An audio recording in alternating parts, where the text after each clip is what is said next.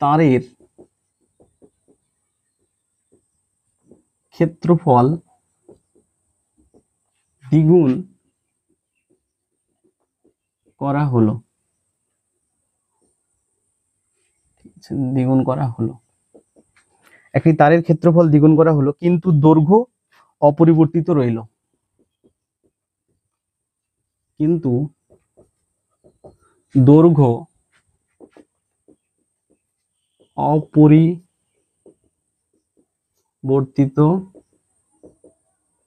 রইল। ক্ষেত্রফলকে দ্বিগুণ করা হয়েছে কিন্তু দৈর্ঘ্যটাকে কিছুই করা হয়নি, দৈর্ঘ্যটাকে ফিক্স রাখা হয়েছে, অপরিবর্তিত। রোধের উপর এর প্রভাব কি?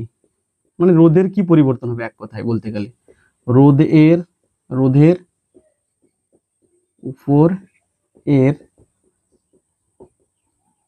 প্রভাব কি? চলো দেখো, এই অঙ্ক কিন্তু আমরা অলরেডি দুটো অঙ্ক করেছি। কিভাবে ছবি আঁকালাম, আঁকানোর পরে সেখানে বলে দিলাম যে দৈর্ঘ্য দ্বিগুণ হলে কি হয়, প্রস্থচ্ছেদ অর্ধেক হলে কি হয়, প্রস্থচ্ছেদ দ্বিগুণ হলে কি হয়।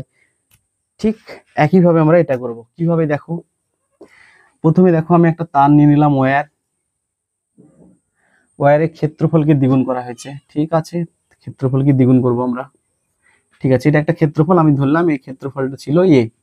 এবার আমি পরের যে ক্ষেত্রফলটা নিলাম এটা দ্বিগুণ করলাম, দ্বিগুণ, তাই তো দেখলাম ক্ষেত্রফলকে দ্বিগুণ করব। দেখো এই যে ক্ষেত্রফল, একে আমি 2a করলাম, দৈর্ঘ্য এখানে ছিল এলই থাকলো, এখানে যে দৈর্ঘ্য এলই থাকলো, কারণ দৈর্ঘ্যের কোনো পরিবর্তন হবে না। আমি ধরলাম এর যে রোধ সেটা R1, এর যে রোধ সেটা হলো R2, দুটোই হলো কি যে একটা তার, সেটা হলো সমপ্রকৃতির, মানে একই প্রকৃতির তার, সেটা তামার হলে তামার, অ্যালুমিনিয়ামের হলে অ্যালুমিনিয়াম। যদি একই প্রকৃতির হয় তাহলে রো এর সাথে আমাদের কোনো সম্পর্ক নেই, রো যদি একই হয় তাহলে এখান থেকে আমরা কি পাচ্ছি দেখো, R1 equal to rho L by A, এইখানে কি পাচ্ছি দেখো, R2 equal to rho L by 2a, কারণ ক্ষেত্রফলটা এখানে দ্বিগুণ হয়েছে। এবার তোমরা ভাগ করো যেভাবে করছিলাম, R1 বাই R2, R1 এর মান কি আছে, rho L by A, R2 এর মান উল্টে যাবে, তাহলে এটা হবে 2a বাই রো এল, এ, তাহলে R1 না R2 এর মান বের করব, তাহলে এখানে আছে 2R1 ইকুয়াল